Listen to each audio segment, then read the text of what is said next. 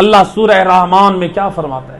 وَيُعْرَفُ الْمُجْرِمُونَ بِسِیمَاهُمْ، میدان قیامت میں مجرمین اپنے چہروں کی علامتوں سے پہچانے جائیں۔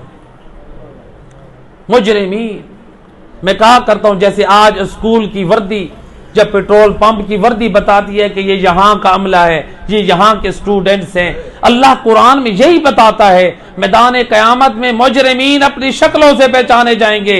لکھا ہوگا یہ تارک الصلاۃ، یہ بے نمازی ہے، یہ گالم گلوچ دینے والا ہے، یہ آکل الربا، یہ سود خور ہے، یہ حرام خور ہے، یہ حج کو ترک کرنے والا ہے، یہ بیوی اور بچوں پہ ظلم کرنے والا ہے۔ اللہ قرآن میں کہہ رہے یعرف المجرمون بسیماہم، قیامت کے دن مجرمین اپنے چہروں سے پہچانے جائیں گے۔ جب پہچانے جائیں گے تو کیا ہوگا؟